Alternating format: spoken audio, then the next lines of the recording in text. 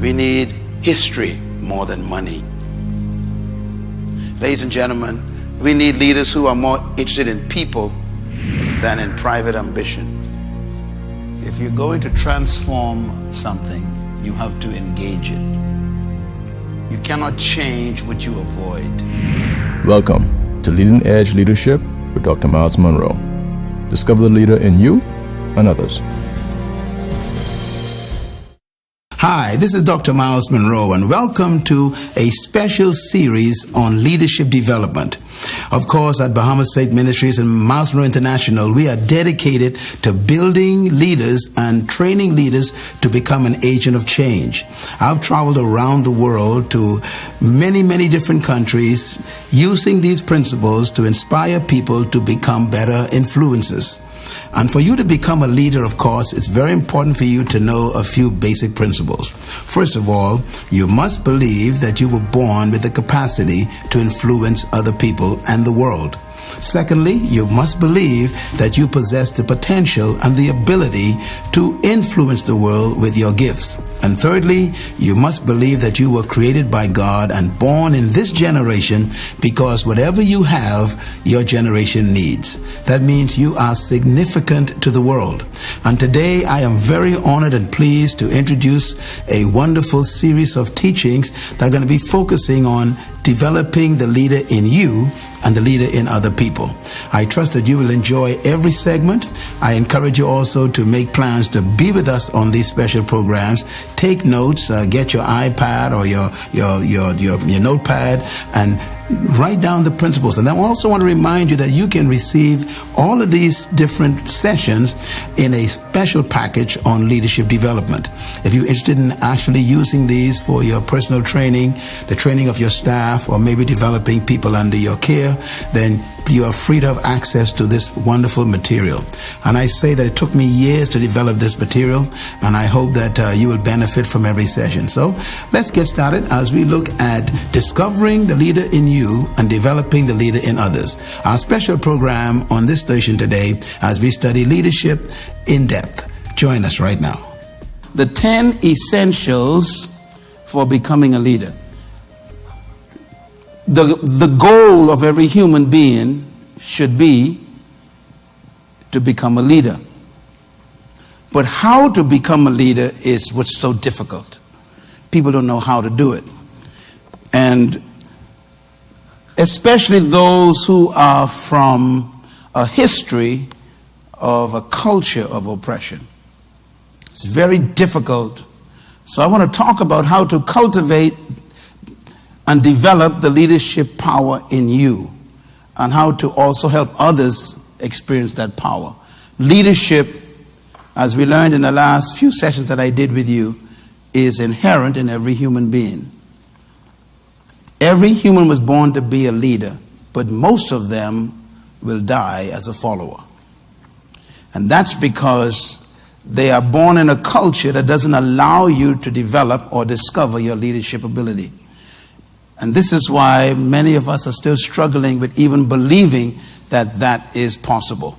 So this is my philosophy. Every human being was born to lead, but they must become a leader. This statement implies a reality and a process. The best way to describe the principle of this statement is every seed was created to become a tree, but it must become the tree. So there's a tree trapped in every seed, but in order for the tree to come out of the seed must submit to a process, which means it must be put in the soil, it must be given moisture, it must be given nutrients from the soil, it must receive sunlight, so then the tree begins to emerge. The same thing is true about you. Inside of you is a leader God created, but there must be a process that you submit to become that leader. And so people ask me, are leaders born or are they made? The answer is both. You are born a leader, but you must be made into a leader through a process. And this is why teaching on leadership is so important. So a title doesn't make you a leader. So here's my philosophy. I call it the original philosophy of leadership. First of all, this is a biblical principle. Trapped in every follower is a hidden leader. Number two, every human being was created to lead, and they were designed to dominate. You are wired to have dominion, but not over people. So leadership potential resides in every human being. And that's because God created you to be a dominating creature. That leads to point number 4. You were born to lead, but you must become a leader. And that's because true leadership is self-manifestation. Is a mango seed a mango tree? The answer is yes. But in order for that mango seed to manifest the tree, it must go through a process. So you could emphatically say without any contradiction that in every mango seed there's a mango tree. No question about it. The problem is it must be manifested. That leads me to point number 6, and that is the purpose for true leadership is to produce leaders. If you are a true leader, you will find that your desire would be to help other people become leaders and not make them followers. Many of the people we call leaders, they need followers. So they stop you from becoming like them, or they prevent you from progressing because they are suffering from what I call inferiority complex. But a true leader has the passion to make other people great. They want other people to succeed. And the reason why is because they feel so secure in themselves that they know you can't compete with them. So your greatness doesn't threaten their self-esteem. They are so confident in who they are that they are not afraid to make you who you are. That's what true leadership is about. It's about helping other people achieve greatness. Now, that philosophy is very true biblically, because I want to tell you about what true leadership looks like. First of all, true leadership is not control. It's actually service. A true leader is not one who controls people or controls organizations or controls departments, but a true leader is one who serves people, who serves organizations, who serve the world. And it is that service that makes them great. That means that leadership is not about power. It's about empowering other people. It's about helping other people become great.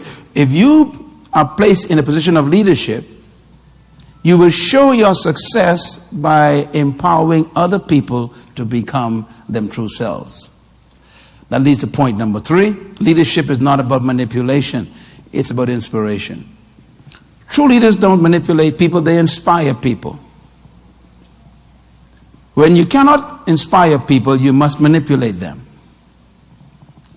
But the problem is, once you manipulate them, you're no longer a leader.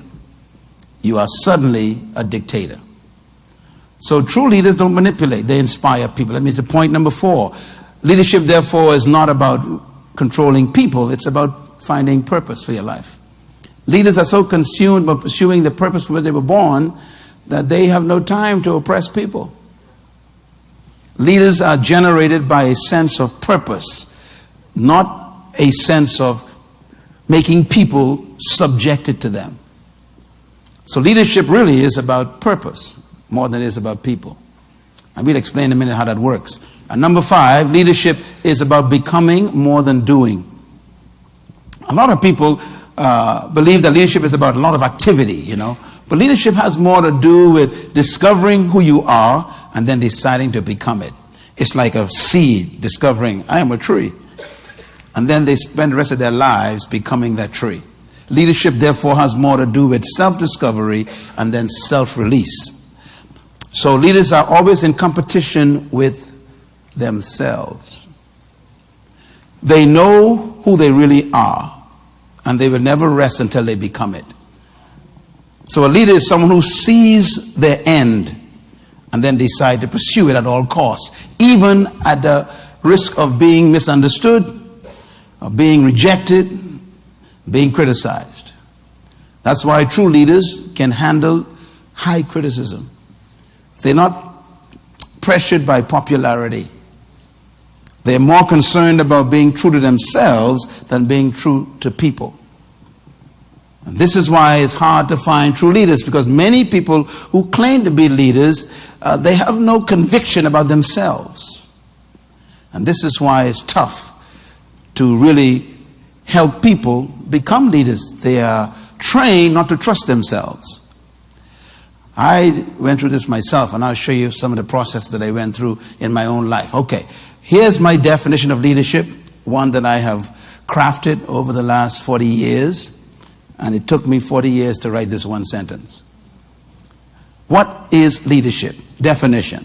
Leadership is a capacity to influence others through inspiration.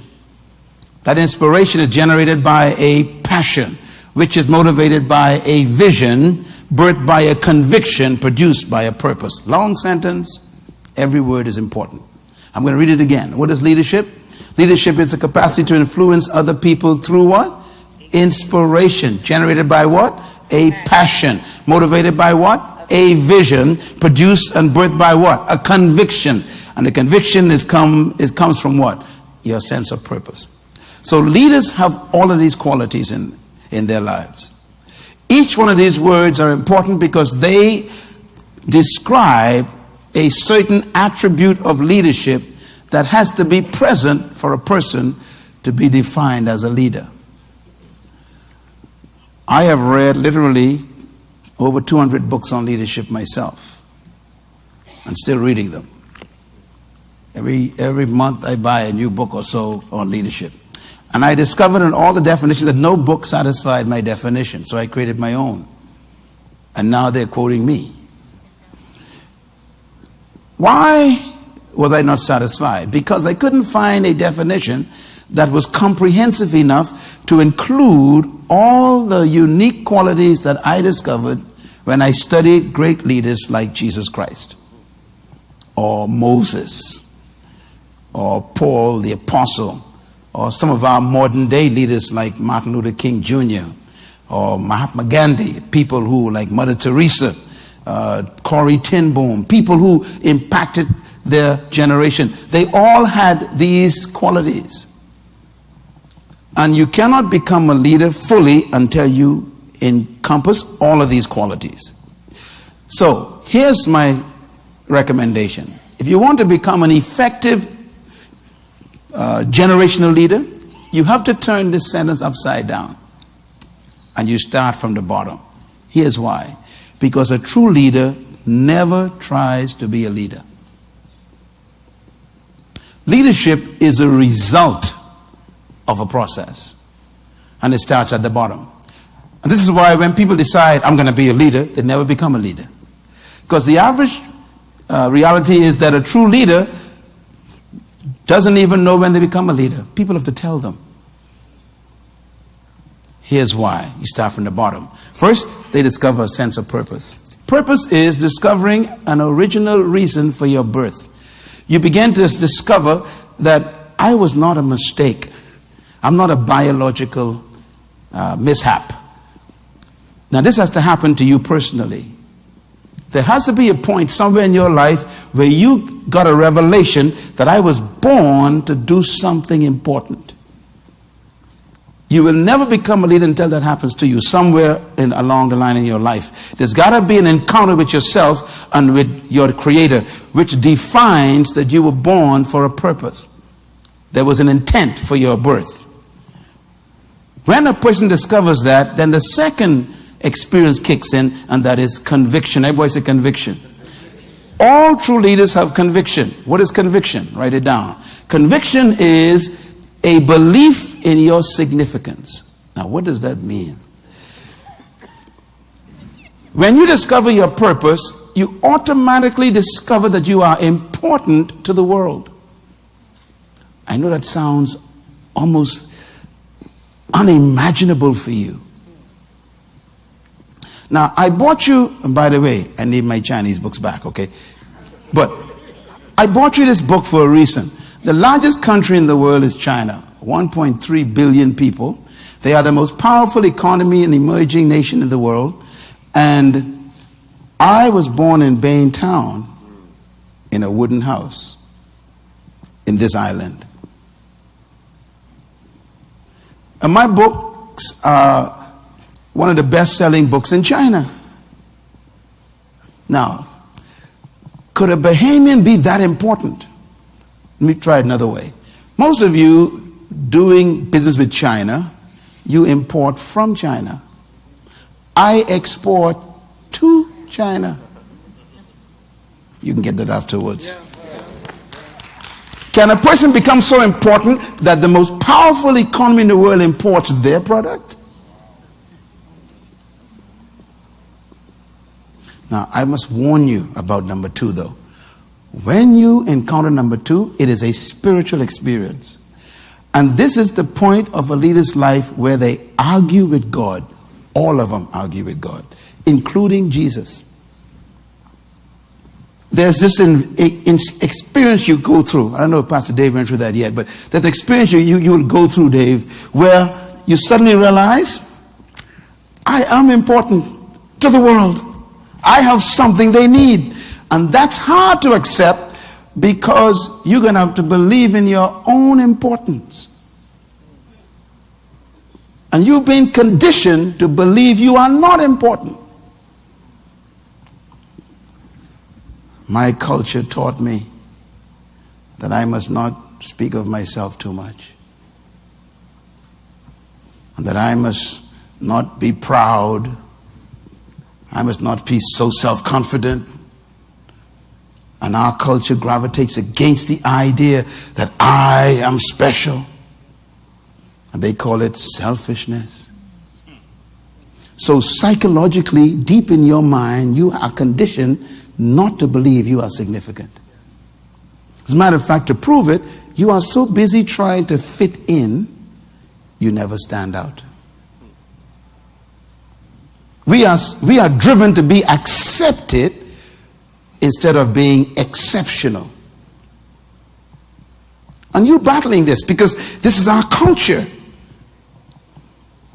So conviction is when you discover, I was born for a purpose and the world needs my purpose. I hope you get that in this class the next few weeks. Somehow you have a connection with who you are and why you are. Conviction. Now I'm going to tell you about conviction, because conviction will always begin to show up in pictures. And that's why number 3 is vision. You begin to see how you're supposed to help the world. You begin to see how you're supposed to contribute to your generation. Again, this is tough teaching this because I can feel it. You've been trained to get a job, pay bills, and die.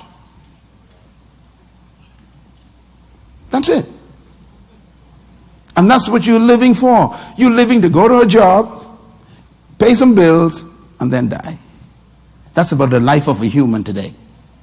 No significance, no importance, no value, no worth, no contribution to humanity, no transforming your generation, no impacting the nation, no making a difference in your community. It's just get a job, pay bills, die.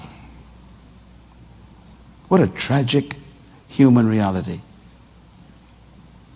That's why it's tough for me to teach this, because I'm teaching against your culture. I'm teaching against your mental reality. I am fighting strongholds in your head that resist this very statement. That you were born for a reason that gives you a conviction that you're supposed to see in a vision. People capture this at different ages of their lives, depending on the kind of culture they are in. If you are in a culture where there is a lot of positive affirmation and a positive encouragement, you'll find it early. But if you are in a culture where people don't believe you can do anything, and they tell you your limitations constantly, and they remind you how you're not supposed to achieve anything, and they reinforce how you are dumb, you're not smart, you can't achieve certain things, and you live in that culture, you probably find it when you're 70. That is why you shouldn't miss a Wednesday evening, because this place, every Wednesday, I want to create an environment where you'll catch it now. You have to. Otherwise, you're going to live a miserable life where you are basically employed and never deployed. It's tough to find people with vision. By the way, vision is purpose in pictures. I call it purpose in technicolor. When you begin to see your purpose in pictures, it is called vision. It's like a seed seeing the tree with fruit on it. That's vision. The seed sees itself as a tree with fruit in it. While it is a seed, that's vision. Most of us are trained not to believe our visions. As a matter of fact, we are conditioned to be afraid of them, because your vision is a photograph of your end. And the problem is, we believe our beginning is our end. We are born in certain conditions where we believe this is my plight forever.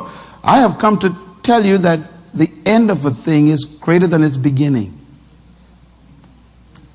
You're not supposed to die where you was born. I'm talking about state of life. Your vision is your future address. Your vision is your destiny in photographs. You have to see it. You have to see it.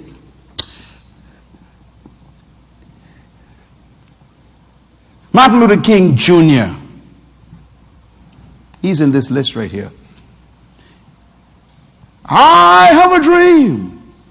I see the day coming when little white boys, little black girls will walk down the street hand in hand. They won't be judged by the color of their skin. I see the day coming when you'll be judged by the content of your character. He was seeing things. I wonder what you see. And by the way, your vision is always about the improvement of humanity. True vision is never for private advancement.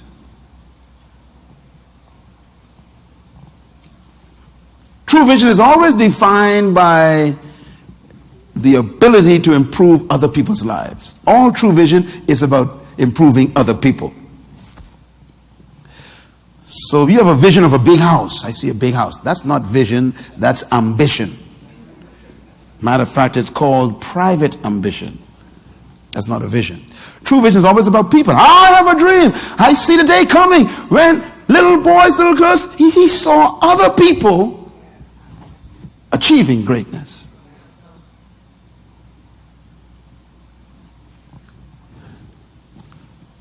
When you see a vision, it becomes your reality. Can you write that down? A true vision becomes your reality. Now that is when you step over into leadership. Is when your future is more important than your present. A leader is somebody who you cannot live with too well because they actually don't live in the present. They visit the present. They live in this world that they can't tell you about completely. They kind of tell you ideas, but they can't tell you. They actually believe in the future more than they believe in the present. That's why it's called vision. Vision is about the future. When a person captures a vision that they believe more than the present, then passion takes over their lives. Now, passion is important because passion is a desire that is stronger than death. When a person believes in a vision to the point where they are willing to die for it, a leader is born. This is very important. If you were to put bin Laden in that list, right?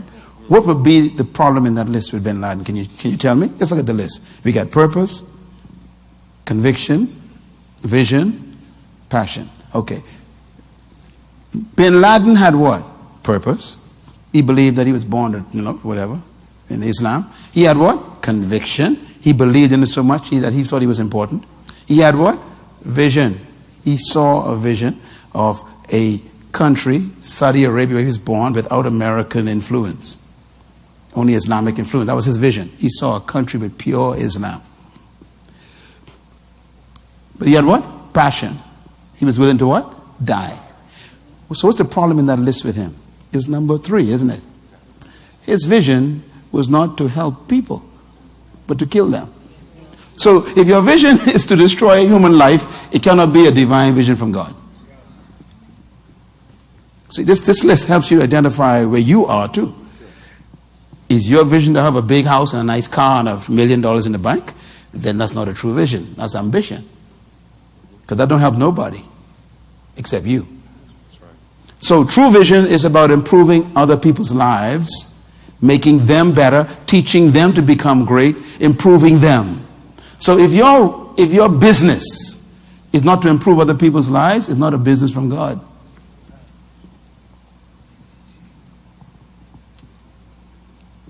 This gentleman here owns an electrical company. And it's mostly an automotive electrical company. One of the top ones in the country, the longest, I guess, Bahamian ownership ones in the country. What does he do with that company? He helps people. They come there, they bring their problems to him, and he sends them away happy. So that's a legitimate vision. If I'm a drug dealer and I sell drugs to your kids to destroy their minds, I have a vision of becoming the number 1 drug dealer in the community, right? But it can't be a divine vision from God because I'm destroying life. Do you see the difference?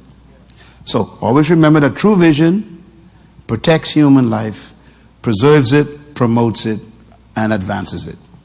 So you check your vision to see if your vision is going to help people. Let me explain why this is important. Because if you help other people get what they want, you will always have what you need.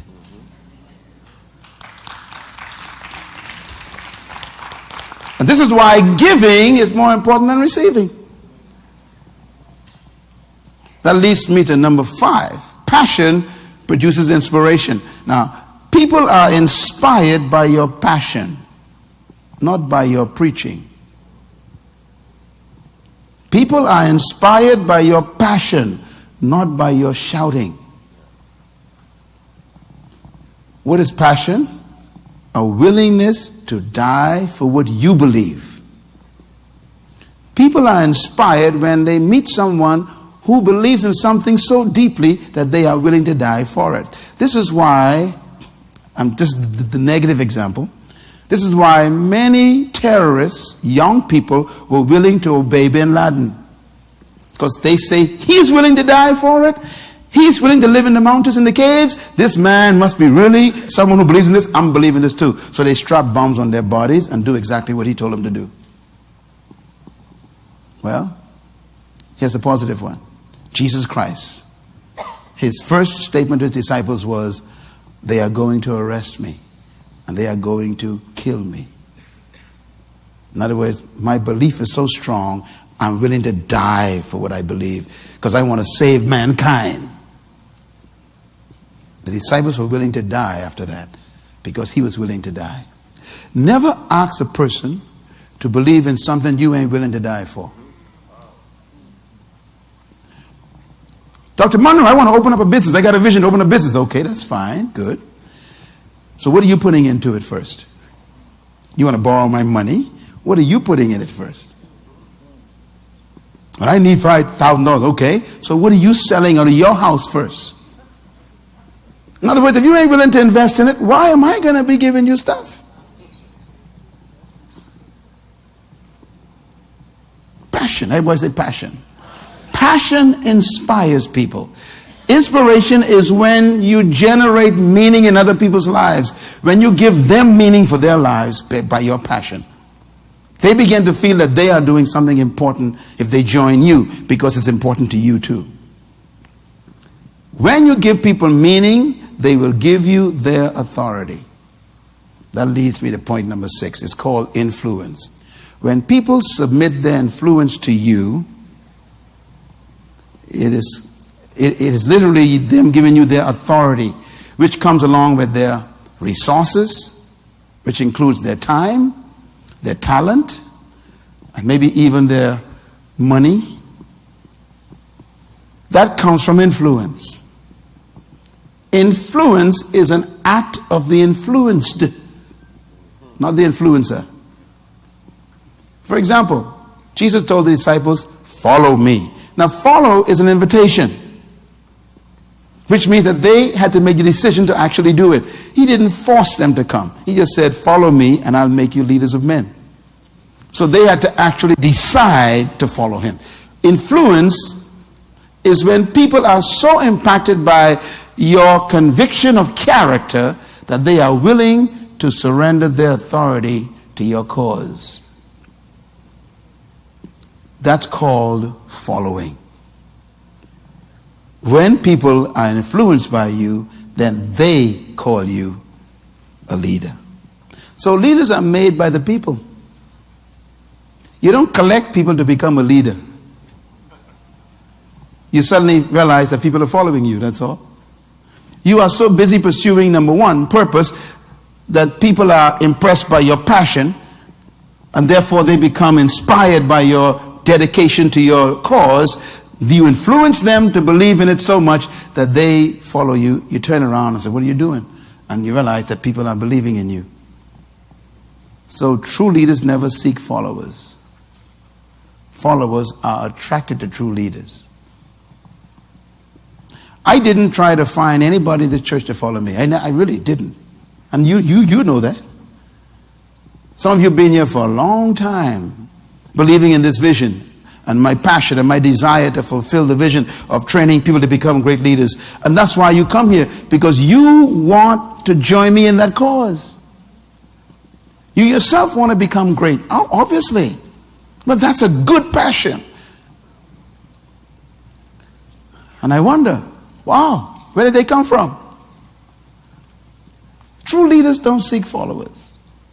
Followers are attracted to true leaders. They are attracted to your passion and they are inspired by your dedication. If you want your children to read, for example, lead them. How? Let them see you reading books all the time. Whatever you put your time and effort into, people will be impressed by, including your children.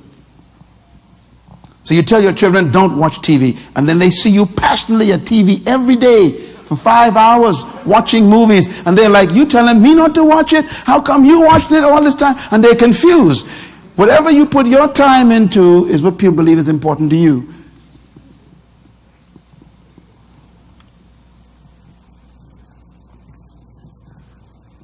Influence. So that's how leadership works. Here's a man that I think exemplifies it. Now remember, leadership is finding what? A purpose, a conviction, and a passion that attracts other people. Let's read a statement made by Abraham Lincoln, one of the top leaders in American history. He freed the slaves of America. Probably the greatest president of the United States. This is what he said. He said, I quote, I have said nothing but what I am willing to live by, and if it be the pleasure of the Almighty God, to die by. End quote. Now, read that carefully. Do you see it in there? He saw a federation without slaves when everybody had slaves around him. Members of his party had slaves. Political party had slaves. So he was going against his own party, against the government, against the whole machinery of Washington. And this guy said slavery is wrong. He believed it with all of his heart, to the point where they shot him. He was killed by a bullet to his head after the slaves were set free. They assassinated him. Are you willing to die for what you believe? There's a movie that just came out on Lincoln. Go and see the movie. It gives you a little insight into what kind of man he was. But this is what his statement was. By the way, this statement can be found in Washington at the Lincoln Memorial. When you go to visit Washington, go and see it. The whole speech is on the wall. This is the part that I took up because it got me. He described when he became a leader.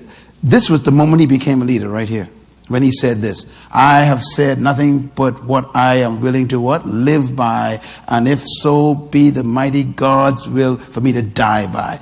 He therefore didn't find something to live for. Leadership is about finding something to die for, to sacrifice for, to do it out for.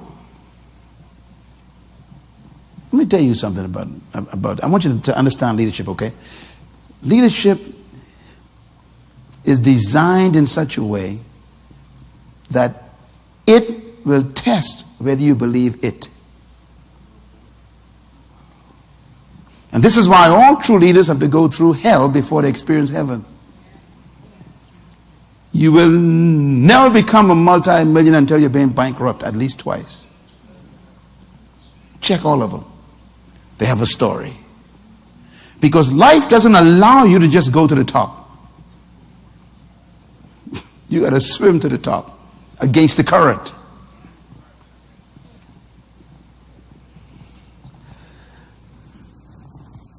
You got a mango seed with a tree in it. What's the first thing you do with the seed? You dig a hole, right? Why are you digging this hole, man? I want to go up. Trees go up. Yeah, but we can take you down first. Now, wait a minute. I want to be a leader. I want everybody to see me. No, we can hide you under the dirt. We can cover you up. No one will see you. Wait a minute. I want to be great. Yep, but we got to hide you. We got to get rid of you first. Do you really want to become great?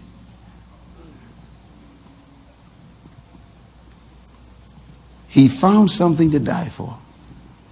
Nelson Mandela, the picture on the screen. Here's what Nelson Mandela said over 100 years later. Let's read it together. He says, "It is an ideal which I hope to live for and to achieve. But if it needs be, it is an ideal for which I am prepared to die." End quote. He was talking to the government of South Africa against apartheid. Do you see those statements similar to each other? They didn't know each other. Almost the exact words.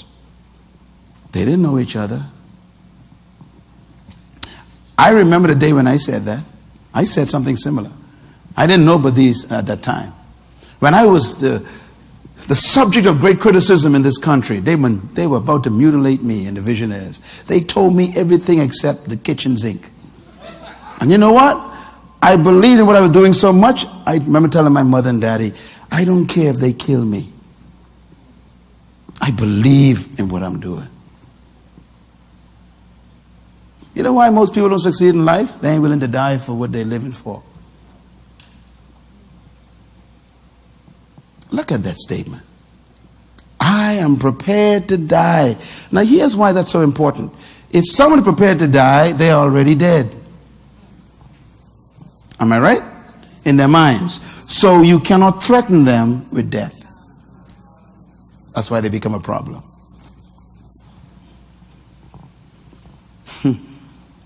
As long as you want to live, you cannot really become a leader. That's good.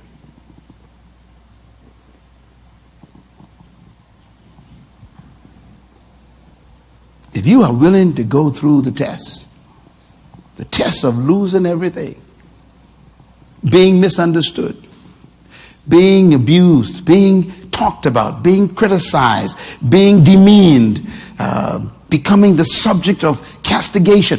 If you ain't willing to go through that stuff, you ain't gonna make it.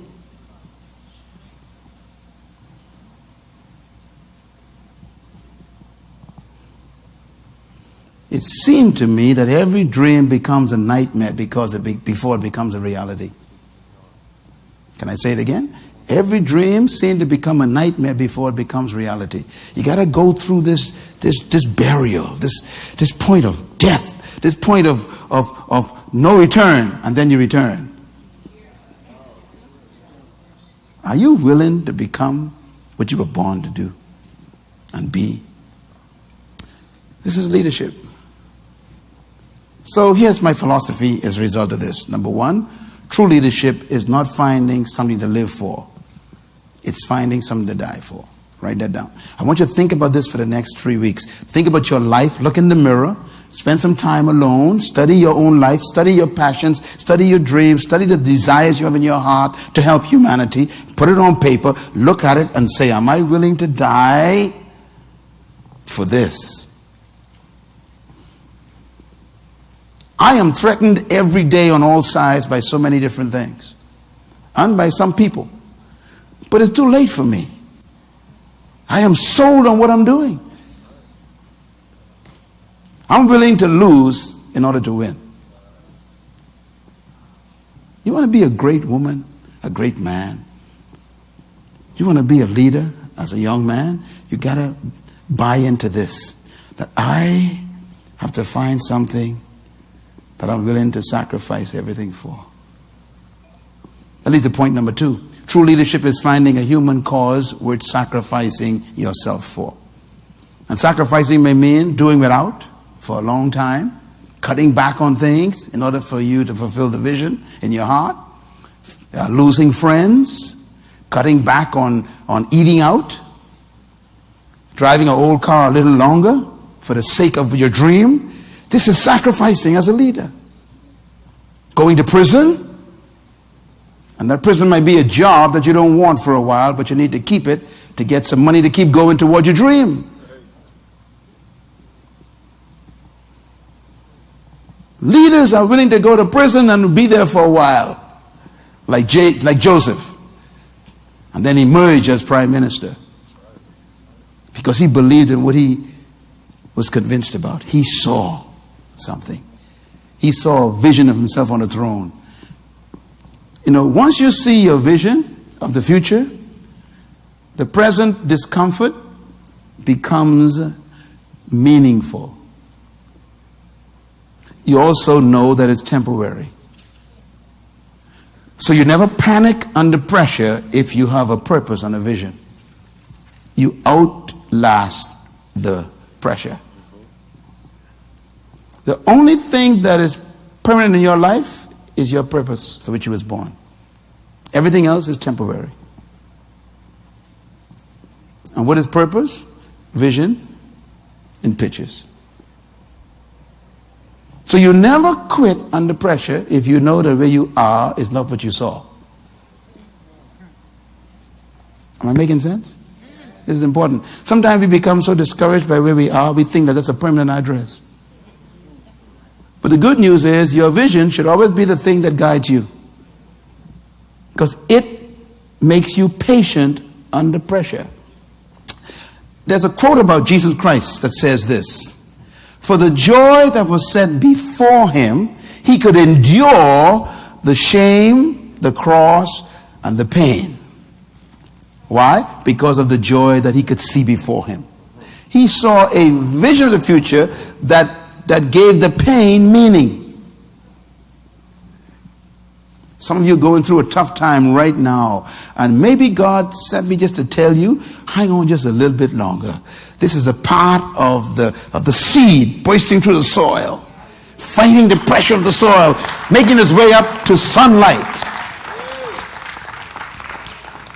You know, sometimes you're growing and people don't know you're growing. When a seed is bursting and germinating, you don't know it, but something's happening under the soil. Tell your neighbor, something is happening to me, but you can't see it right now. See, if they knew what you was going through right now, they wouldn't believe you could smile like this. But the good news is, this is part of you manifesting yourself. You are coming through the soil of pressure. And by the way, that pressure is weight on the seed. It's weight, but the very weight has the nutrients.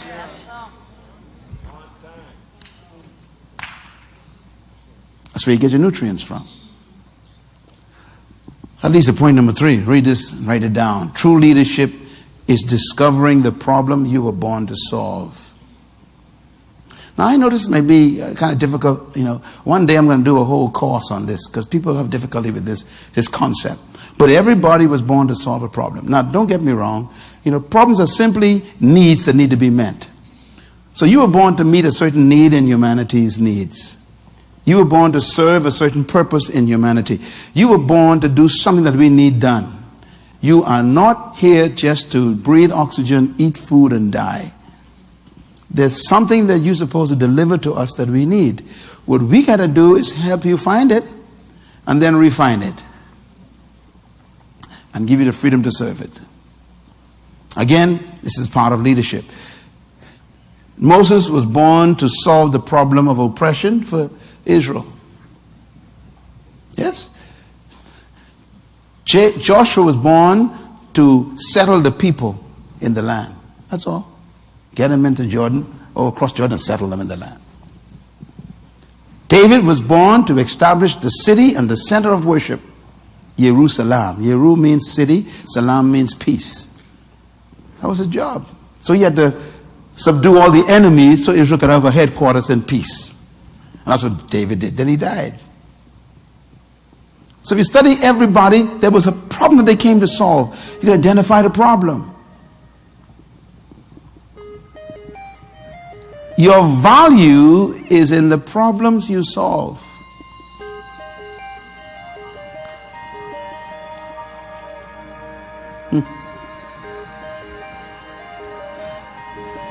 Depending on the problem that you were born to solve determines how much you are worth to your society. People will pay you to solve problems. And friends, of course, our time is gone. This is Dr. Munroe again. Thanks for joining me on this special series of programs called Leading Edge Leadership. I trust that you have been inspired today, first of all, to understand that leadership is vital and important to our generation. Secondly, leadership is important to our communities and our nation. And thirdly, leadership is important to you and your family. I hope that you will continue to tune in every single series session on Leading Edge Leadership with Dr. Myles Munroe, developing the leader within you and others. Now remember that all of these programs also make available to you products that can be of a great help to you. We got a number of books that we want to recommend to you. The first book is called The Burden of Freedom. The second book is called Becoming a Leader. And the third book is entitled The Spirit of Leadership. And the fourth book is entitled The Power of Vision. All these books contain materials that you saw in our program today. So make sure order the entire set. It's called the Leadership Pack from Dr. Myles Munroe. You can receive these, of course, just by giving us a phone call or perhaps going to a bookstore in your area and ask for the books by Dr. Myles Munroe on leadership.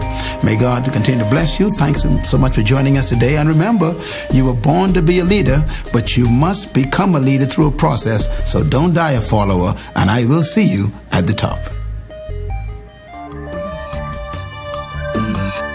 This program is made possible by the partners and friends of Myles Munroe International.